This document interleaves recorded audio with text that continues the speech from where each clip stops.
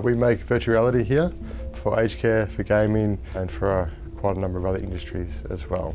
Virtual reality is a funny technology. You can tell people how awesome it is and how great it is, but until they actually put the headset on and experience it for themselves and they have that moment of clarity, it's really hard to get people to understand what it's like. We created some VR technology for the aged care industry. That's a purpose-built kiosk with a touchscreen that they can wheel around to residents and pop the headset on them and press a button and take them off to a hot air balloon over the Alps or gondola ride down Venice or explore a museum or hang out with some tigers. So yeah, it's pretty cool. My grandfather was in a hospice before he passed away. We got talking about his younger years growing up in Manchester in England, and he said he always wanted to go back. So VR was in its infancy then, and I tried to get all the technology together, but it was pretty hard. So he passed away before I could show him that. But I thought, if he would have really enjoyed that, then other people in a similar situation would enjoy that as well. We hear a lot of feedback from the families. They find that some of the residents who aren't engaging as well as they used to with their family members, they put them in the VR simulation. They might take a Google Earth trip to their town in Italy that they grew up in, and it makes them feel alive and makes them feel young again, and it really has a really positive impact. So just not on the resident but also on their family as well.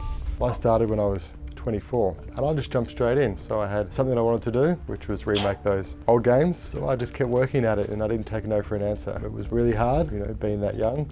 I think times have changed. I think people expect you to be that young these days. I wouldn't take age as a hindrance. Just make sure your idea is sound, and you do need to make money out of it. At the end of the day, you need to be able to pay your bills and put food on the table. But you also need to do something that you love as well. So those two things together are pretty hard, but if you work at it, you can get there. Being a business owner, you wear more than one hat, so you do work quite a lot, but that's part of the fun and part of the challenge. It's more about just being true to the core principles of doing really great work, being on time and being on budget, and making your customers feel well represented.